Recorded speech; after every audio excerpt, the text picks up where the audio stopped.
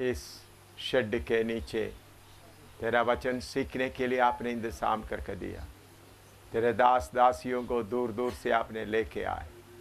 जितने लोग इसके लिए मेहनत किया शेड बनाने के लिए, प्रभु इंतज़ाम करने के लिए तूने सौभाग्य दिया, उनको आशीष दे। जिन्होंने ये ज़मीन इस शेड के लिए, इधर प्रोग्राम के लिए दे दिया, प्रभु ये ज़मीन का मालिक के लिए भी प्रार्थना करते, उनको भी आशीर्वाद दें प्रभु।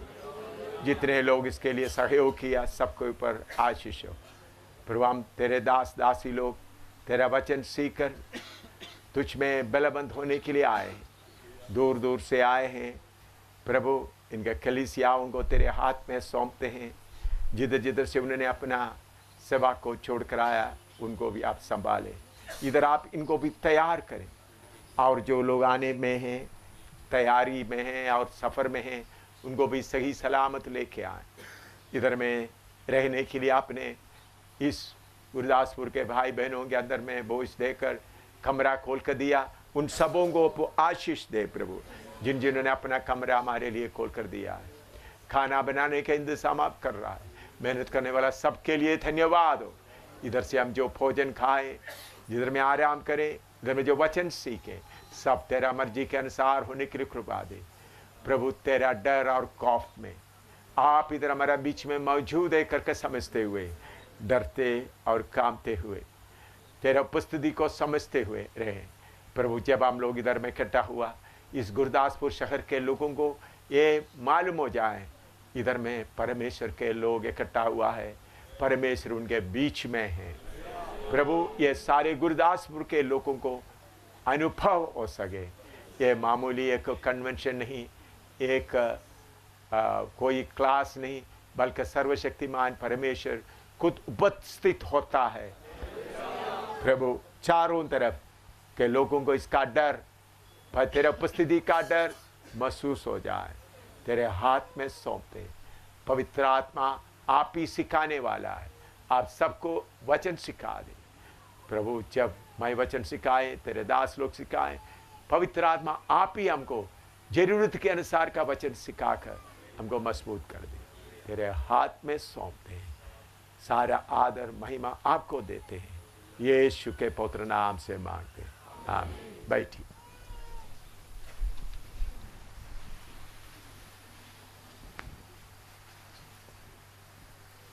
अभी हम पिछले दिनों में जो वचन सीखा था उसके आगे हम सीखेंगे।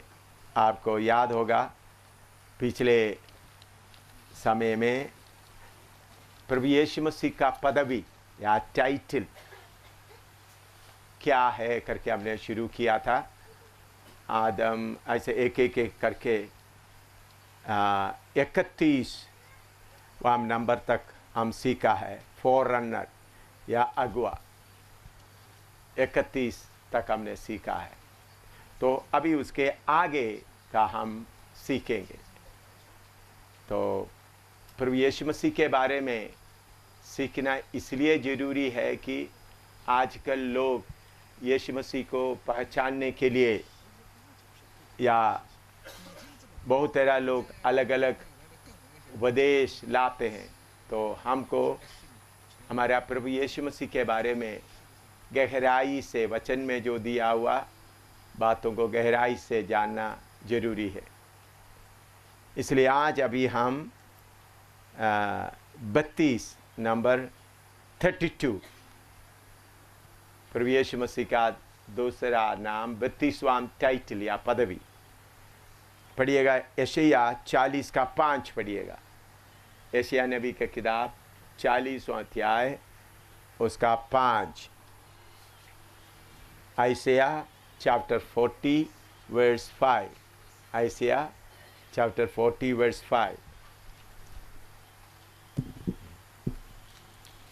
तब यहोवा का तेज प्रकट होगा और सब प्राणी उसको एक संग देखेंगे, क्योंकि यहोवा ने आप ही ऐसा कहा है। हाँ, और एक बार पढ़े।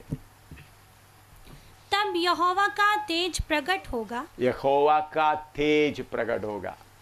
तो प्रभु यीशु मसीह का 32वां नाम है यहोवा का तेज या ग्लोरी ऑफ द लॉर्ड। 32वां नाम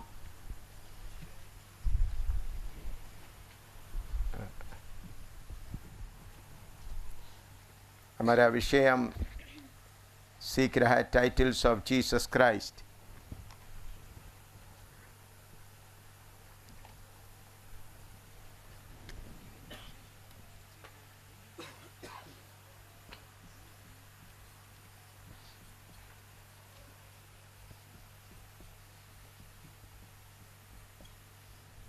माफ करना थोड़ा सा।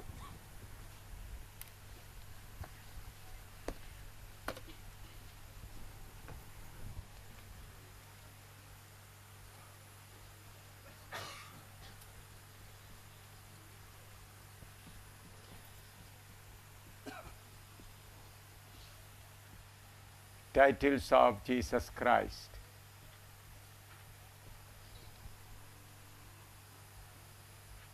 इसमें 32 आप लोग 31 तक पढ़ा है। 32 32वां नाम क्या है? ग्लोरी ऑफ द लॉर्ड या यहोवा का तेज।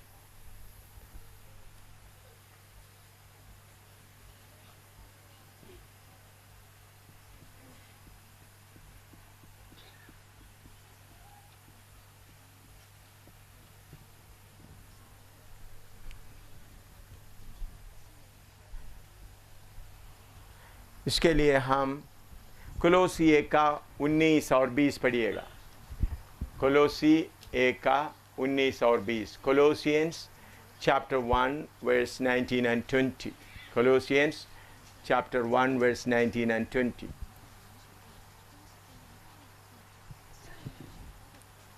क्योंकि पिता की प्रसन्नता इसी में है हाँ कि मैं ऑन किया।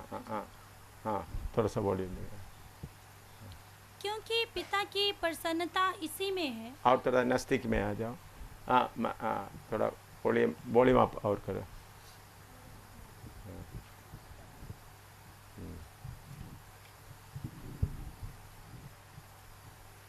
क्योंकि पिता की प्रसन्नता इसी में है कि उसमें सारी परिपूर्णता वास करे और उसके क्रूस पर बहे हुए लहू के द्वारा मेल मिलाप करके सब वस्तुओं का उसी के द्वारा से अपने साथ मेल कर ले, चाहे वे पृथ्वी पर की हो चाहे स्वर्ग में की। इधर में लिखा हुआ मुख्य बात है, उसमें परमेश्वर का सारी परिपूर्णता वास करे। दोबारा और पढ़ो। क्योंकि पिता की प्रसन्नता इसी में है, प्रभु पिता का प्रसन्नता इसी में है कि उसमें सारी परिपूर्णता वास करे। प्रभु यीशु मसीह में सारी परिपूर्णता वास करे। सारी प्रभु यीशु मसीह में सारी परिपूर्णता वास करे। और नीचे और उसके क्रूस पर बहे हुए लहू के द्वारा मेल मिलाप करके सब वस्तुओं का उसी के द्वारा से अपने साथ मेल कर ले। सब को उसी के द्वारा से मेल कर ले। चाहे वे पृथ्वी पर की हो चाहे स्वर्ग में की। चाहे वो पृथ्वी पर का हो या स्वर्ग पर हो, उसी के द्वारा मेल कर ले। लिख दो कोलोसी 1 का 19। तो सारी परिपूर्णता उसमें क्या करे? वास करे। तो प्रभु यीशु मसीह में परमेश्वर का सारी परिपूर्णता वास करे। अभी कोलोसी 2 का 9 पढ़िएगा। कोलोसी 2 का 9। कोलोसियंस 2:9। कोलोसी 2:9। क्योंकि उसमें ईश्वरता की सारी परिपूर्णता सदैव वास करती है। उसमें ईश्वरता की सारी परिपूर्णता सदैव वास करती है। प्रभु यीशु मसीह का 32वां नाम है ग्लोरी ऑफ द लॉर्ड। तो ईश्वर का उसी में ईश्वरत्व का सारी परिपूर्णता वास करती है। लिखो, प्रभु यीशु मसीह में ईश्वरत्व का सारी परिपूर्णता वास करती है। All glory of godliness, godhead, godliness नहीं, godhead dwelleth with Jesus Christ। प्रभु यीशु मसीह में ईश्वरत्व की सारी परिपूर्णता सदैव वास करती है। इसके लिए बहुत प्रूफ है। तो एक वचन पढ़िएगा, मरकस 4 का 35 से 41 तक। मार्कस 4 का 35 से 41। Mark chapter 4 verse 35 to 41। Mark chapter 4 35 to 41।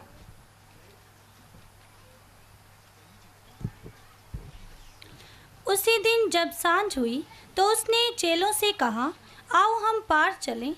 और वे भीड़ को छोड़कर जैसा वह था वैसा ही उसे नाव पर साथ ले चले, और उसके साथ और भी नावें थीं। तब बड़ी आंधी आई और लहरें नाव पर यहाँ तक लगी कि वह पानी से भरी जाती थी। पर वह आप पिछले भाग में गद्दी पर सो रहा था। तब उन्होंने उसे जगाकर उससे कहा, हे गुरु, क्या तुझे चिंता नहीं कि हम नष्ट हुए जाते हैं? तब उसने उठकर आंधी को डांटा और पानी से कहा, शांत रह, थम जा। और आंधी थम गई और बड़ा चैन हो गया। और उनसे कहा, तुम क्यों डरते हो? क्या तुम्हें अब तक विश्वास नहीं? वे बहुत ही डर गए और आपस में बोले, ये कौन है कि आंधी और पानी भी उसकी आज्ञा मानते हैं? इधर में प्रभु यीशु मसीह में परमेश्वर तत्व का सारी परिपूर्णता सदैव वास करते हैं। उसके सबूत में हम देखते हैं यीशु मसीह अपना चेलों के साथ झील में सफ़र कर रहा था। उस समय बहुत बड़ा तूफान आ गया। उस तूफान में उनका किश्ती डूबने का हालत में आ गया। उस तूफान के जोर के कारण उनका किश्ती डूबने का हालत में आया तो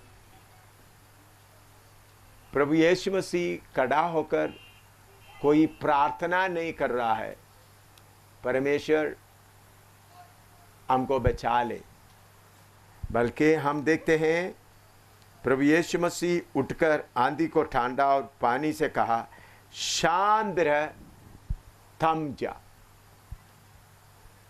शांत रह, थम जा। और आंधी थम गई और बड़ा चैन हो गया। और उनसे कहा, तुम क्यों डरते हो? क्या तुम्हें अब तक विश्वास नहीं? वे बहुत ही डर गए और आपस में बोलने लगे, बोले, यह कौन है कि आंधी और पानी भी उसकी आज्ञा मानते हैं? यीशु मसीह में सारा ईश्वरत्व हमेशा सदैव, उधर में एक शब्द है, क्या है? सदैव का मतलब हमेशा वास करती है।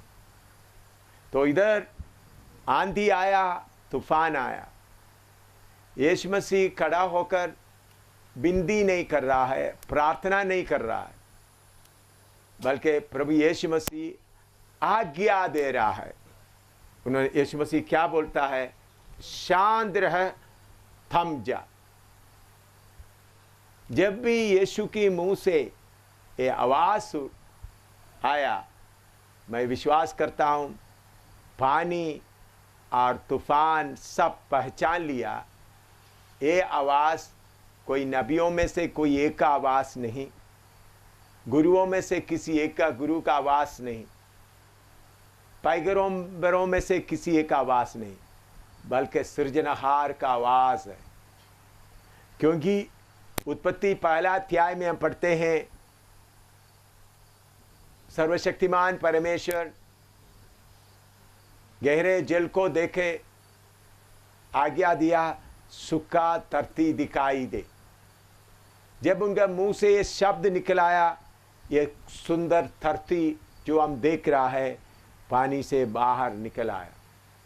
तो हवा को मालूम हुआ, पानी को मालूम हुआ। अभी जब प्रभु यीशु मसीह खड़े होकर आज्ञा देते वक्त, ये वही आवाज़ है जिसके द्वारा पृथ्वी पानी में से ऊपर निकल आया। तो चेले लोग डरते हुए बोलने लगा, ये कौन है?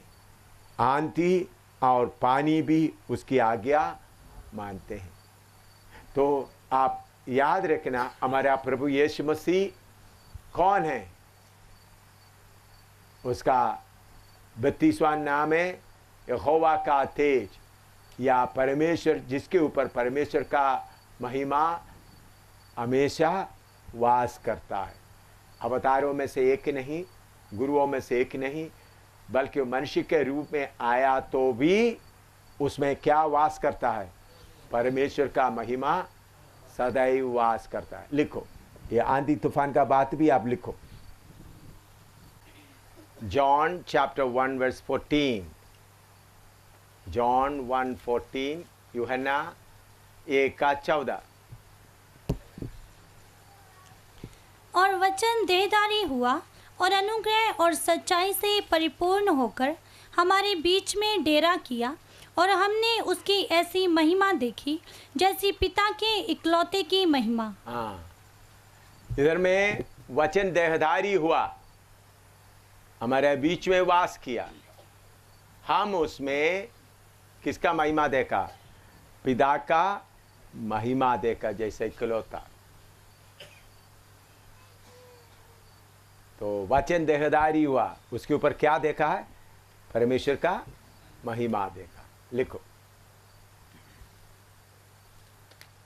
जिधर में, क्योंकि अभी आपको बहुत आगे सीखने के लिए बहुत बाकी है, इसलिए मैं थोड़ा स्पीड से भी जाऊंगा, नहीं तो जितना ये 1.5 महीना में सीखने के लिए चाहता है पूरा नहीं होता, इसलिए थोड़ा स्पीड से जाना जरूरी है।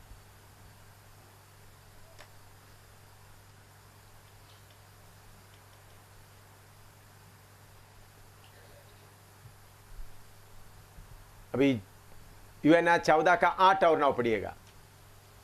यूहन्ना 14 का 8 और 9। John chapter 14 verse 8 and 9. John 14, 8 and 9. Philip ने उससे कहा, हे प्रभु, पिता को हमें दिखा दे, यही हमारे लिए बहुत है। यीशु ने उससे कहा, हे फिलिपुस, मैं इतने दिन से तुम्हारे साथ हूँ और क्या तू मुझे नहीं जानता? जिसने मुझे देखा है उसने पिता को देखा है। जिसने मुझे देखा है, उन्होंने किसको देखा है? हाँ, आगे। तू क्यों कहता है कि पिता को हमें दिखा? हाँ, इधर में प्रभु यीशु मसीह बार बार पिता के बारे में बोल रहा था। तब फिलिपुस ने बोला, आप हमको पिता को दिखा दी। तब प्रभु यीशु मसीह दावे के साथ कहते हैं, जिसने मुझे देखा है उसने पिता को देखा है। लिखो, अभी अगला नाम 33, यशायाह 40 का 3 पढ़ो। यशायाह 40 का 3।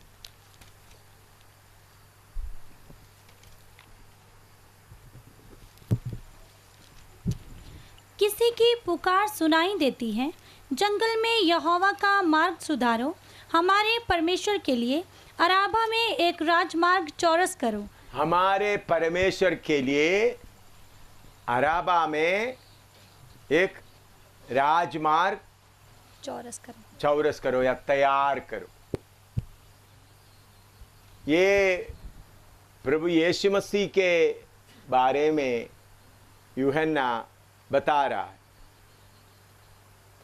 हमारा परमेश्वर के लिए एक राजमार्ग। इस बात को सबूत के लिए मत्ती में आ जाइएगा, मैथ्यू चैप्टर 3 वर्स 3। ये वही है जिसकी चर्चा यशायाह भविष्यद्वक्ता के द्वारा की गई। जंगल में एक पुकारने वाले का शब्द हो रहा है कि प्रभु का मार्ग तैयार करो। प्रभु का मार्ग तैयार करो। यही बात को यशायाह कैसा बोल रहा है? हमारे परमेश्वर के लिए अराबा में। तो यशायाह यीशु मसीह को क्या बोल रहा है? हमारे परमेश्वर क्या बोल रहा है? हमारे परमेश्वर। सो प्रभु यीशु मसीह का 33वां नाम है आवर गॉड। उसी बात को मत्ती में 3 में हम पढ़ते समय में क्या बोल रहे, उसी बात को दोहराते हुए बताता है। पढ़ो मत्ती 3:3 और एक बार। ये वही है जिसकी चर्चा यशायाह भविष्यद्वक्ता के द्वारा की गई। हाँ, जिसकी चर्चा यशायाह भविष्यद्वक्ता वाले द्वारा किया गया। यशायाह भविष्यद्वक्ता क्या बोलता है यीशु मसीह के नाम के बारे में? बोलो, क्या बोलते हैं? हमारा परमेश्वर। यूहन्ना सुसमाचार में यही बात को लिखा है। यूहन्ना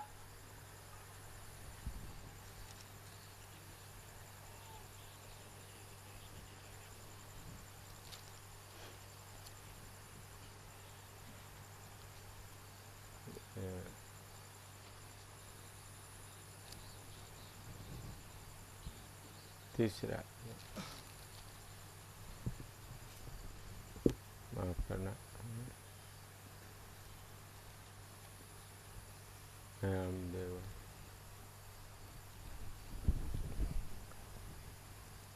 हाँ, यूहन्ना पहला अध्याय का 23, माफ करना, पहला वही है, यूहन्ना पहला अध्याय का 23 पढ़िएगा। हाँ, उसका 21 से पढ़िएगा था और थोड़ा क्लियर हो जाएगा। तब उन्होंने उससे पूछा, तो फिर कौन है? क्या तू एलिया है? उसने कहा, मैं नहीं हूँ। तो क्या तू वह भविष्यद्वक्ता है? उसने उत्तर दिया, नहीं। तब उन्होंने उससे पूछा, फिर तू है कौन, ताकि हम अपने भेजने वालों को उत्तर दें। तू अपने विषय में क्या कहता है?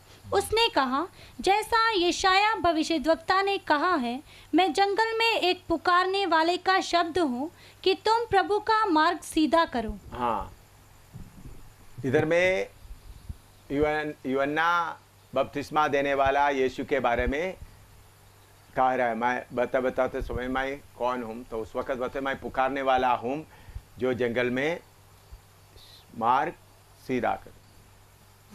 तो यीशु मसीह के बारे में यशायाह क्या बोला है? उनका नाम क्या है? हमारा परमेश्वर। हमारा परमेश्वर के लिए मार्ग सीधा करो, लिख दो। हमारा परमेश्वर के लिए राजमार्ग तैयार करो। उधर में लिखा है परमेश्वर के लिए अराबा में एक राजमार्ग, हाईवे ऑफ द लॉर्ड। क्या है? परमेश्वर का राजमार्ग, हाईवे। वो क्या है? यशायाह 35 का 8 पढ़िएगा। यशायाह 35 का 8, आइसिया 35:8, आइसिया 35:8। वहाँ एक सड़क अर्थात राजमार्ग होगा, उसका नाम पवित्र मार्ग होगा, क्योंकि अशुद्ध जन उस पर से ना चलने पाएगा। वह तो उन्हीं के लिए रहेगा, और उस मार्ग पर जो चलेंगे वे चाहे मूर्ख भी हों तो भी कभी ना भटकेंगे। हाँ, उसका 10 तक पढ़िएगा। वहाँ सिंह ना होगा और कोई हिंसक जंतु उस पर ना चढ़ेगा, ना वहाँ पाया जाएगा, परंतु छुड़ाए हुए उस पर नित्य चलेंगे। यहोवा के छुड़ाए हुए लोग लौटकर जय जयकार करते हुए सियोन में आएंगे, और उनके सिर पर सदा का आनंद होगा। वे हर्ष और आनंद पाएंगे, और शोक और लंबी सांस का लेना जाता रहेगा। इस बात को थोड़ा समझने के लिए आप अच्छी तरह से अपना मन को तैयार करना है। हमारा परमेश्वर करके यशायाह बोलता है, और उन्होंने बोलते हैं उसके लिए राजमार्ग तैयार करो। इधर में 8वां पद में हम पढ़ते समय वहाँ में एक सड़क अर्थात राजमार्ग होगा, उसका नाम पवित्र मार्ग होगा। कोई अशुद्ध जन उस पर से ना चलने पाएगा। वह तो उन्हीं के लिए रहेगा, और उस मार्ग पर जो चलेंगे वे चाहे मूर्ख भी हो तो भी कभी ना भटकेंगे। वहाँ सिंह ना होगा और कोई हिंसक जंतु उस पर ना चढ़ेगा, ना वहाँ पाया जाएगा, परंतु छुड़ाए हुए उस पर नित चलेंगे। यहोवा के छुड़ाए हुए लोग लौटकर जय जयकार करते हुए सिय्योन में आएंगे और उनके सिर पर सदा का आनंद होगा। वे हर्ष और आनंद पाएंगे और शोक और लंबी सांस का लेना जाता रहेगा। ये हमारा व्यक्तिगत जीवन का बात है। वहाँ एक सड़क अर्थात राजमार्ग होगा, उसका नाम पवित्र मार्ग होगा। कोई अशुद्ध जन उस पर से ना चलने पाएगा। हम हमारा प्रभु यीशु मसीह को हमारे दिल के अंदर स्वीकार करते हैं तो प्रभु यीशु मसीह हमारा दिल के अंदर आकर वास करते समय में उनके लिए रास्ता राजमार्ग जैसा होना है। पहले उन्होंने आपके पास आता है, आपके गंदे दिल को शुद्ध करता है, आपको पवित्र करता है। फिर उन्होंने आपके अंदर वास करता है तो फिर वो गंदा रास्ते में नहीं चलता, बल्कि राजमार्ग में चलता है। पहले आप गंदगी में था, आप और मैं, और प्रभु से पुकारा, प्रभु मैं गंदा आदमी हूँ, मैं गंदी हूँ, मेरे दिल में आओ, मैं अपने आप को शुद्ध नहीं कर सकता। तो प्रभु ने अपना दया से हमारे अंदर आया। फिर उसके बाद हम प्रभु के साथ चलने का रास्ता राजमार्ग है। उधर में लिखा है सड़क अर्थात राजमार्ग होगा, उसका नाम पवित्र मार्ग होगा। इस्राएल के बारे में हम पढ़ते समय में परमेश्वर उनको एक कानून दिया था। उस वक़्त ये टॉयलेट नहीं था, ये जो फ्लश आउट लैट्रिन वगैरह नहीं था। उन लोगों के लिए प्रभु ने एक कानून दिया था, सब बाहर लैट्रिन के लिए जाते समय में उनके हाथ में खुरपी लेकर जाना पड़ता था। खुरपी समझते हैं आप? खुरपी बोलता है ना। उन्होंने कहीं जाकर बैठना है तो सबसे पहले खड्डा खोदना, फिर उसमें बैठना, उसके बाद उठते समय उसको मिट्टी से पूरा दाम देना। तो बताए तुम्हारा परमेश्वर इस्राएल के चारों तरफ चलते समय कहीं गंदगी ना देखना पाए। यह इस्राएल के लिए था। तो इस्राएल के लोग बकरे का खून के द्वारा उनका पाप थोड़ा धोया जाता था, लेकिन हमारे लिए उन्होंने अपना कीमती खून देने के कारण हम पापों से छुटकारा पाया, हमको खरीदा गया। आपको मालूम है हमारा शरीर परमेश्वर का मंदिर है।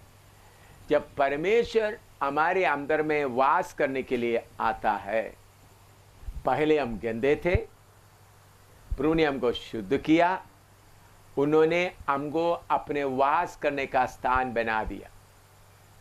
उसके बाद उनके लिए आपके अंदर से जो रास्ता होना है, राजमार्ग होना है, उसका नाम पवित्र मार्ग होना है, और अशुद्ध जन उस पर से ना चलने पाएगा। बहुत लोग मसीह में आने के बाद थोड़ा सा पवित्र बनाता है और जीवन में और गंदगी रहता है। उस गंदगी रहने के कारण जितना आनंद उनके अंदर होना चाहिए उतना आनंद उनके अंदर नहीं है। इधर मैं पढ़ते समय में, अभी मैं पढ़ता हूँ, आप सुनना। कोई अशुद्ध जन उस पर से ना चलने पाएगा, वो तो उन्हीं के लिए होगा रहेगा। और उस मार्ग पर जो चलेंगे, ये चाहे मूर्ख भी हो तो भी कभी ना भटकेंगे। मूर्ख भी हो, बुद्धि उधर में इस्तेमाल करने का कोई जरूरत नहीं। अनपढ़ है तो भी कोई समस्या नहीं। वहां सिंह ना होगा। कौन नहीं होगा? हाँ, मैं बड़ा हूं, मैं बड़ा हूं करके बोलते हुए अपना बड़ापन दिखाने वाला जंगल का राजा सिंह कोई ना होगा। यीशु मसीह खुद इस्राएल का सिंह है, वो अलग है, इधर का अर्थ अलग है। यीशु मसीह इस्राएल का सिंह है, लायन ऑफ जूदा, उसका अर्थ, और इधर में बोला हुआ अर्थ अलग है। इधर में सिंह ना होगा, उसका मतलब अपने आप को बड़ा करके चलने वाला, गर्जने वाला कोई नहीं होगा, सिंह नहीं होगा। और कोई हिंसक जंतु उस पर ना चढ़ेगा, ना वहां पाया जाएगा, परंतु चुड़ाए हुए उस पर नित चलेंगे। यहोवा की चुड़ाए हुए लोग लौटकर जय जयकार करते हुए सियोन में आएंगे और उनके सिर पर सदा का आनंद होगा। परमेश्वर का राज्यमार्ग जो तैयार करते हैं, उन पर उनका निशान क्या है? सदा का आनंद होगा। वे हर्ष और आनंद पाएंगे और शोक और लंबी सांस का लेना जाता रहेगा। तो बहुत बार हमारा जीवन में शैतान के द्वारा कुछ गंदगी आता है। वो गंदगी आने के कारण फिर प्रभु को आपके अंदर वास करना मुश्किल हो जाता है। मैं इस समय में एक छोटा सा कहानी, सचमुच में हुआ है या नहीं, बल्कि मैंने किसी से सुना है, लेकिन उसमें मतलब अच्छा है, इसलिए मैं बताना चाहता हूं। एक आदमी बहुत अमीर था, लेकिन उनका बिजनेस बहुत खराब हो गया, बहुत घाटा पड़ गया। उनको 60 लाख का एक बहुत बड़ा जमीन और मकान था। कर्जा बहुत बढ़ गया, तो फिर उन्होंने सोचा उसके लिए क्या करूं। तो बाद में उन्होंने सोचा मेरा जमीन जायदाद पूरा मैं बेच दूंगा। तो उसके लिए उन्होंने सबको ऐलान कर दिया। तो देखने के लिए बहुत बड़ा 1 करोड़ ऐसा अच्छा मकान है, लेकिन उनका कीमत 60 लाख से उस वक्त। तो उन्होंने बोला कौन 80 लाख रुपया देंगे, मैं उनको देंगे। 60 लाख उनका खर्चा है, फिर उस वक्त का कीमत को देकर 80 लाख। तो एक आदमी बोला ठीक है मैं 80 लाख में खरीदूंगा। तो तब उन्होंने बोला देखो भाई, मैं आपके साथ एक समझौता करना चाहता हूं। ये मकान मैं बहुत प्यार से बनाया मकान है, मैं बहुत दिमाग लगाकर, लेकिन ये मकान बेचने में मुझे बहुत दुख है, लेकिन कोई दूसरा रास्ता नहीं। लेकिन मेरे यादगारी के लिए आप एक कार्य करो, आपका ड्राइंग रूम का शोकेस में मुझे 1 कील का जगह दो, तो मैं 10 लाख कम कर दूंगा। क्या बोला? मैं शोकेस में मुझे किसके लिए जगह दो? एक छोटा सा कील लगाने के लिए। तो ऐसा कील लगाने के लिए मैं कितना रुपया कम करूंगा? 10 लाख कम करूंगा। वो आदमी सोचा देखो 80 लाख के लिए उन्होंने मुझे 10 लाख का कमी है। तो उन्होंने बोला कितना लंबा कील है? 4 इंच का एक कील मैं लगा, 4 इंच कील लगेगा। वो कील क्योंकि ये मैंने बनाया है इसलिए। उन्होंने बहुत खुशी से जाकर के 80 लाख के जगह में 70 लाख लेकर मकान ले लिया, खुशी से रह रहा है। 1 महीने के बाद वो आदमी आया, भाई मैं मेरा कील को देखने आया हूं, इधर है। हाँ देखो भाई तुम्हारा कील। उन्होंने आकर कील लगाया था, कील उधर है। तो उन्होंने एक मरा हुआ चिपकली को लेके आया था। वो छिपकली को वो कील में लगा दिया। उन्होंने बोला देखो एक कील मेरा है, इसमें मैं ये छिपकली को लगा देता हूं। ठीक है भाई। तो छिपकली का, मरा हुआ छिपकली का थोड़ा आस्ता आस्ता क्या आता है, बदबू आता है। उन्होंने सोचा कब छिपकली निकल जाएगा। उसके बाद 15 दिन के बाद उन्होंने एक मरा हुआ छोटा चूहा को लेके आए। वो छिपकली को निकाल कर, उसका जो निकाल कर चूहा को लगा दिया। भाई आप क्या कर रहे हो? देखो भाई, क्योंकि कागज में भी लिखा है मैं उसमें क्या करूंगा, ये कील लगाऊंगा। तो रजिस्ट्रार के कागज में तो मैं मेरा कील में क्या लगा रहा हूं, क्या लगा रहा हूं, चूहा लगा रहा। उसके बाद फिर एक बात के बाद एक छोटा सा सांप को लेके आए। तो उनका घर पूरा क्या हो रहा है, बदबू। उनका रिश्तेदार आते वक्त बदबू ही बदबू, निकाल नहीं सकता। तो चौथा बार उन्होंने कोई और मरे हुए लेते तो उन्होंने बोला देखो भाई तुम्हारा कील निकाल कर ले जाओ, जितना पैसा, नहीं तो तुम्हारा मकान ले लो। उन्होंने भाई मुझे कील नहीं चाहिए, मेरा मकान चाहिए। तुमने जितना पैसा दिया उतना पैसा ले लो, क्योंकि उनका कर्जा तब तक क्या हो गया, एडजस्टमेंट हो गया। उनको दोबारा उस मकान को कब्जा करने के लिए उन्होंने चालाकी किया। इसी मुताबिक आप उद्धार पाकर आया है, प्रभु का राजमार्ग में आप चलना है, पवित्र चलना है। कभी कभी आपका पुराना मालिक कौन है, शैतान आकर कोई ना कोई एक बात आपके अंदर रखता है।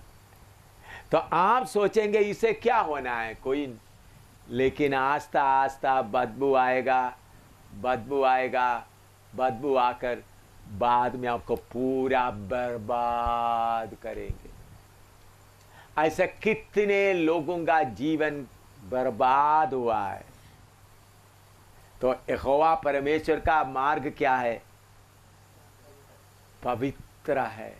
उस मार्ग का जब परमेश्वर आपके अंदर, हम बहुत बार बोलते प्रभु माफ कर देगा, प्रभु माफ कर देगा, लेकिन कितना देर प्रभु आपका बदबू सहता रहेगा। तो प्रभु बाद में छोड़कर जाएगा। जो कील लगाया हुआ तो आपका पुराना मालिक आपको क्या करेगा, कब्जा करेगा। देखिए बहुत पास्टरों को कब्जा किया है, तो आप क्या है।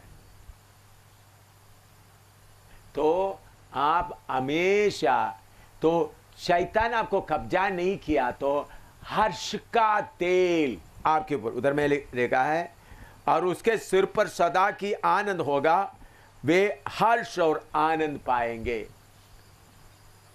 तो जब भी आपके अंदर का आनंद, आत्मिक आनंद, स्वर्ग का खुशी कभी भी थोड़ा भी कम होता हुआ दिखाई देता है, परेशानी आते थे, तो आप समझना कुछ गड़बड़ आपका जीवन में हुआ है, कुछ गलत काम हुआ। तो उधर में आकर जल्दी शुद्ध करना, नहीं तो बार बार आपको मौका देगा तो आपका पुराना मालिक आपको कब्जा कर देगा। ये बात आप अपना दिल में अच्छी तरह रख ले, लिखो। अभी आप लिखो इस नोट, ये कील का बात भी, ये मिसाल भी आप लिखो। याद रखिए, छोटा सा जगह आप शैतान को दे दिया, उसमें उन्होंने अपना गंदगी बदल बदल कर डालता रहेगा। इसलिए शैतान के लिए थोड़ा सा भी जगह नहीं रहना, थोड़ा सा एक जगह रहे। आप सोचते इससे कुछ नहीं होगा, तो उन्होंने उसके ऊपर अपना मरा हुआ कुत्ते को लेकर डाल देगा। मैंने छिपकली बोला, लेकिन आपके दिल के अंदर किसको लेकर डालेगा, मरा कुत्ता, बिल्ली को लेकर डालेगा, मोटा मोटा डाल देगा।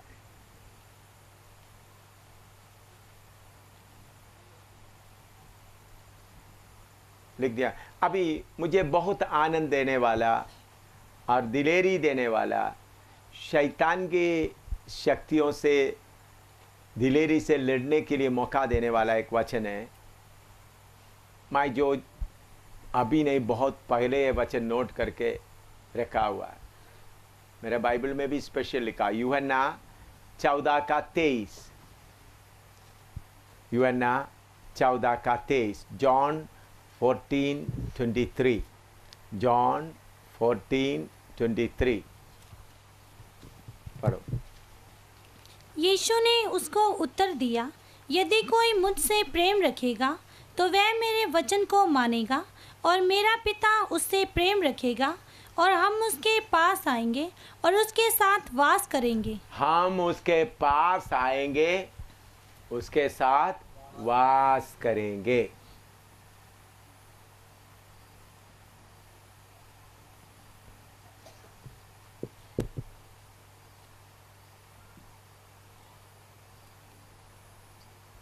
इधर में यहूदा जो इस्करियोता नहीं, उसे कहा, हे प्रभु, क्या हुआ कि तू अपने आप को हम पर प्रकट करना चाहता है और संसार पर नहीं? यीशु ने उनको उत्तर दिया, यदि कोई मुझसे प्रेम रखेगा तो वह मेरा वचन को मानेगा। प्रेम रखेगा तो क्या करेगा? मेरा वचन को मानेगा, और मेरा पिता उससे प्रेम रखेगा, और हम उसके पास आएंगे और उसके साथ वास करेंगे।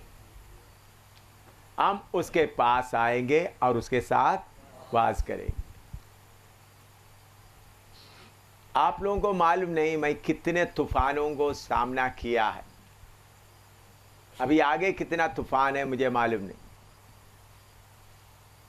लेकिन प्रभु बोलता है मेरा वचन को मानेगा, मुझे प्यार करेगा तो मेरा वचन को मानेगा, ऐसा करेगा तो मेरा पिता उनसे प्यार रखेगा, और पिता और प्रभु यीशु मसीह और पिता आकर क्या करेगा?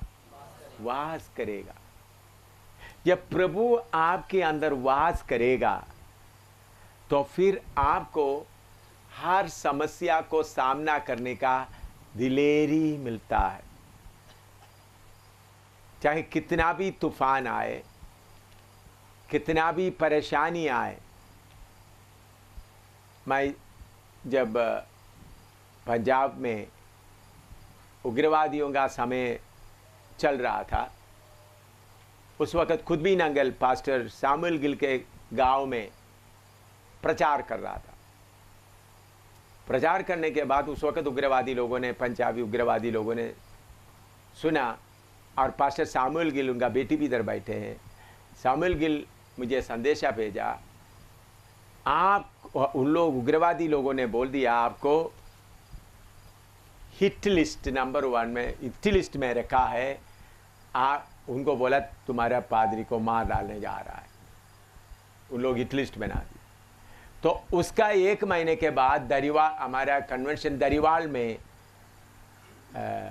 अभी जो चलता उधर नहीं, उस वक़्त पास्टर कश्मीर मसीह हमारे साथ में था। उधर का ज़मीन वगैरह प्रभु की कृपा से हमने खरीदा, बाद में उन्होंने हमारा संगति छोड़ दिया, इसलिए हमने छोड़ दिया जगह। तो उधर में मीटिंग होना था, मीटिंग बुधवार से होना था, मैं सोमवार को ही आया। उन लोग उस वक़्त हिट लिस्ट डिक्लेयर किया हुआ, मेरा नाम उसमें किया हुआ है। तो मैं सोमवार को आ गया। रात को उस वक़्त पंजाब में ज़्यादा लोग 8-9 बजे के बाद कोई बाहर नहीं चलता, डरे हुए थे। मैं क्या करता था, उधर में वो नहर के पास तक, मैं पास्टर कश्मीर के उधर में रहता था, उधर में रात को 11 बजे 11:30 बजे ऐसा घूमता था। मैं सोचता था मुझे हिट करने वाला कोई है तो आकर देखे। फिर बुधवार को मीटिंग शुरू हो गया। मीटिंग शुरू होकर हमने उधर में मैदान में मीटिंग किया। तो मीटिंग के लिए शामियाना डाला था। फौज का एक कर्नल साहब 10-12 गाड़ी भर के जवान और मिलिट्री ऑफिसर और उन लोग आ गए। उन लोग बोला तो आपका मीटिंग के लिए हम चारों तरफ रखवाली करने के लिए आए। तो बोलो किधर किधर हम हमारा टेंट बना, उन लोग गन और साइब वगैरह लेके आए, जितना मीटिंग करते उनको चारों तरफ उनका रखवाली करने के लिए। मैंने बोला हमको कोई रखवाली करने की कोई ज़रूरत नहीं। उन्होंने बोला हमारे सरकार का ऑर्डर है आपको इधर में हम चारों तरफ। आधा घंटे तक मैंने फिर कर्नल साहब को बोला आप लोग जाएं इधर, फिर भी उन्होंने जाने। मैंने बोला I tell you march from here, इधर से आप कुछ करो। तो उन्होंने गुस्सा से चले गए। तो उसका दूसरा दिन मैं उधर से लैट्रिन के लिए जा रहा था, बाहर में लैट्रिन के लिए जाना था। तो सड़क में एक आदमी पिस्टल लेकर के खड़ा है, लड़का छोटा सा उम्र वाला। तो मैंने उसका चेहरे में देखकर, मेरे हाथ में बोतल में पानी था, मैं घास में जाकर बैठकर अपना प्रोग्राम करके मैं वापस आ गया। वो उधर ही खड़ा है। तो मैंने बोला चलो भाई ठीक है भाई, ऐसा बोलकर मैं आ गया। वो तो उधर ही खड़ा रहा। तो फिर उसके अगला दिन मैं एक तौलिया लेकर उधर पैदल चलकर नहाने के लिए मीटिंग ग्राउंड में चल रहा है। उधर से मैं तौलिया, मेरे हाथ में साबुन है, एक मग लेकर कश्मीर के घर में जा रहा है। तो स्कूटर में 2 सरदार लोग आ गया, एक बड़ा स्टन गन, ये छोटा नहीं पिछले, लेकर इधर रख दिया, ऐसा रख दिया इधर में, अभी आपको मारेंगे। सड़क में मैंने उनका आंखों में थोड़ा सा गौर से देख लिया, अपने आप ही स्टन गन नीचे आते। मैंने बोला ठीक है भाई मैं जा रहा हूं। निकल गए। आखिरी इतवार में प्रचार चल रहा है, भजन संगीता पढ़कर एक प्रभु का दास प्रचार कर रहा है। 6 मोटरसाइकिल में उग्रवादी आकर सामने खड़ा हो गया। 6 मोटरसाइकिल में 2-2 करके 12 लोग गन लेके। तो हमारा पास्टर जो प्रचार कर रहा था वो घबरा गया। मैं तो कम उधर उसके पास पर्दे के पीछे था। मुझे बोला वो उग्रवादी आएगा, 6 मोटरसाइकिल में आ गया। एकदम मैं स्टेज में चले गया। मैंने बोला मेरे प्यारे भाइयों, मोटरसाइकिल में आए हुए भाइयों, आ जाओ बैठो, प्रभु का वचन सुनो। लोग इतना गुस्सा से देख रहा है। मैंने बोला सर्वशक्तिमान परमेश्वर के सामने सारे मनुष्य कीड़े जैसा है, घास की फूल के मानिंद है, पानी के बुलबुले की तरह है, इसलिए परमेश्वर को डरो, इधर आकर बैठ जाओ। 4-5 मिनट का अपने आप स्कूटर स्टार्ट कर, मोटरसाइकिल स्टार्ट करके वापस चले गए। हमको ये दिलेरी कहां से मिलता है? ये दिलेरी विल पावर नहीं है। अगर पिता पुत्र के साथ आपके अंदर वास करेगा तो आपको अपने आप ही दिलेरी आएगा। पिता पुत्र आपके अंदर वास करेगा तो दिलेरी कहीं दुकान से नहीं मिलता है, ज्यादातर उपवास करके प्रार्थना करने से नहीं मिलता। अगर पिता और पुत्र इसके अंदर वास करता है तो अपने आप दिलेर हो जाओगे। मैंने बोलता ये वचन कितने, जम्मू ऑफिस में पिस्टल लेकर मुझे शूट करने के लिए आए, पिस्टल लेकर के शूट करने आए ऑफिस में। बोला मेरे सामने लेकर, मैंने बोला आप मुझे शूट कर लो, कोई बात नहीं, यहाँ पे ये बाइबल, यही बाइबल था, ये लेकर प्रचार करेंगे। मुझे डोगरी नहीं आता है, आपको डोगरी आता है, आप अच्छा प्रचार करो मेरे से। उन्होंने बोला उन्होंने आपको मजाक करने के लिए नहीं आया। मैंने बोला मैं भी कौन सा मजाक करता, ये लेकर आप प्रचार करेंगे। मैं मद्रास का आदमी, मुझे इतना पंजाबी और डोगरी नहीं आता, टूटा फूटा हिंदी आता है। वो थोड़ी देर के बाद जाने के था। इसलिए मेरे प्यारों, आपके अंदर का छोटा गंदगी के द्वारा आपके अंदर से पिता को और पुत्र को बाहर कर देता है। इस कारण जरूरत पड़ते समय में आपको दिलेरी नहीं रहता, बल्कि घबरा जाता है। मैं अनुभव से कितने मुसीबतों को सामना करते हुए, कितने परेशानियों को सामना करते हुए आपके सामने, पिछले दिनों में जब मुझे जेल में था, जेल के जब पुलिस थाने में था, उधर में उन लोग बहुत देर भीड़ आ गया, उन लोग बोला रात को 8 बजे का समय है। उन लोग बोला ऊंट को लेके आए, ऊंट के ऊपर मुझे बिठाकर मेरा मुंह खाला करके ले जाने के लिए आए। बीजेपी, आरएसएस और अकाली दल का सब लोग मिलकर के। उन लोग बोला उनको भी, मैं उनको देखकर मुस्कुराता रहा। उन लोग पूछा आपको डर नहीं है? मुझे कौन? मैंने बोला मैं चुप नहीं, ठीक है।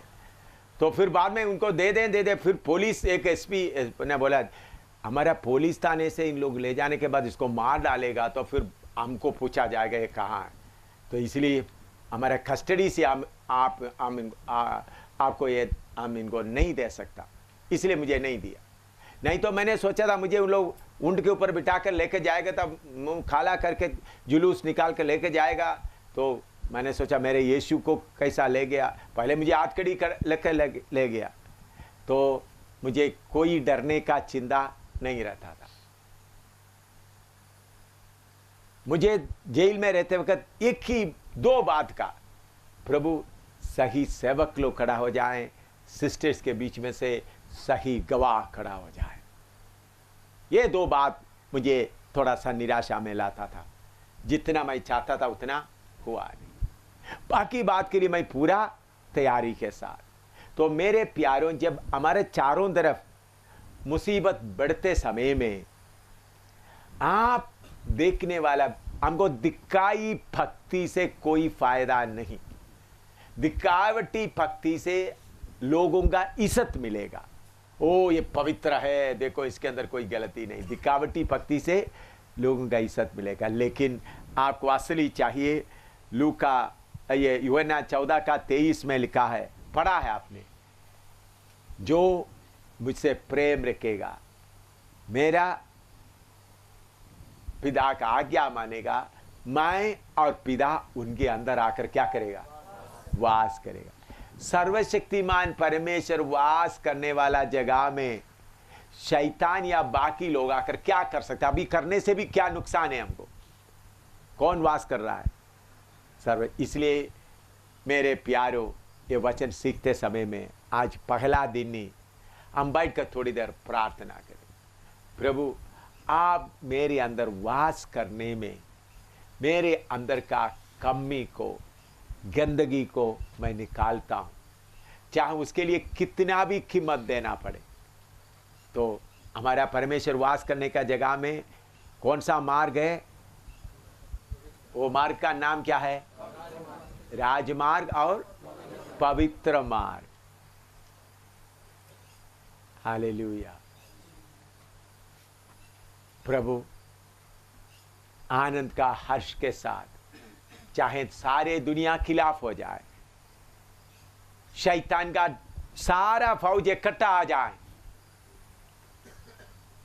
देखिए, आप सुने, अच्छी तरह आप सुनना, दिल्ली में हिंदुओं को, मसीह में आए हुए लोगों को हिंदू बनाने के लिए पूरा डरा कर रह रहा है। उधर 16 लोगों और बपतिस्मा देकर आया।